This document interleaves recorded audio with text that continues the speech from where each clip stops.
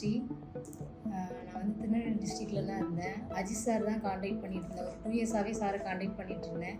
Sir ரொம்ப guide பண்ணிட்டு இருந்தாங்க. 2 இயர்ஸ் எக்ஸ்பீரியன்ஸ் ஆகும்னு சொல்லிட்டு. அதுக்கப்புறம் சவுதியில் வந்து கவர்மெண்ட் ஹாஸ்பிட்டல் தான் வேணும்னு சொல்லி ட்ரை பண்ணி வெயிட் பண்ணிட்டு இருந்தேன். சார் வந்து பெட்டர் இன்டர்வியூ கொடுத்தாங்க. எல்லா சுச்சுவேஷன்லேயும் வந்து நல்லா ஒரு கைடாக மோட்டிவேஷனோட பேசுவாங்க சார். எப்போவுமே நீங்கள் இம்ப்ரூவ் ஆகிட்டு தான் இருக்கணும், எதுலேயுமே நீங்கள் வந்து தளரக்கூடாது அப்படின்னு மோட்டிவேட் பண்ணுவாங்க. அதனால தான் சாரோட அந்த மோட்டிவேஷன் ஸ்பீச்சால் தான் அந்த அஃப்னிக் இன்டர்நேஷ்னலே வந்து நான் ஃபஸ்ட்டு செலக்ட் பண்ணேன். அதுக்கப்புறம் இன்டர்வியூலாம் செலக்ட் பண்ணி சொல்ல டெஸ்லின் மேம்கிட்ட தான் ஹேண்ட் ஓவர் பண்ணாங்க என்னைய. டெஸ்லின் மேம் வந்து என்னை ரொம்ப நல்லாவே கைட் பண்ணுவாங்க. எனக்கு தமிழ் லாங்குவேஜ் ப்ராப்ளம் ரொம்ப இருக்கும் 2 பேரும். ஸோ என்ன கேட்டாலும் யார் தமிழ் பேசுவாங்களோ அவங்கள வந்து கூப்பிட்டு வச்சு பேச சொல்லி என்னை ரொம்ப நல்லா கைட் பண்ணி கொடுத்தாங்க.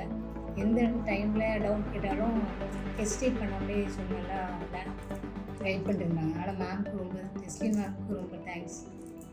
அதுக்கப்புறம் ஓவரால் பார்த்தோம்னா அஃப்னி இன்டர்நேஷ்னல் டீம் எல்லாருமே நல்லா ஒர்க் பண்ணி என்னை கைட் பண்ணாங்க. அதுக்கப்புறம் டேட்டா ஃப்ளோ டிபார்ட்மெண்ட்டில் ஸ்வேதா பிரகாஷ் மேம் நல்லா கைட் பண்ணாங்க. அப்புறம் ஆர்யா மேம் தான் ஃபஸ்ட்டு காண்டாக்ட் பண்ணேன். ஆர்யா மேம் வந்து இல்லை ஃபஸ்ட்டு இந்தந்த ஸ்டெப்ஸ் இப்படி பண்ணணும் அப்படின்னு சொல்லிட்டு என்னை நல்லா கைட் பண்ணி இது பண்ணாங்க. இப்போ Arya ma'am, Shweta Prakash ma'am, Teslin ma'am, Ajith sir எல்லாருக்குமே ரொம்ப தேங்க்ஸ் ஃபார் அஃப்னி இன்டர்நேஷ்னல்.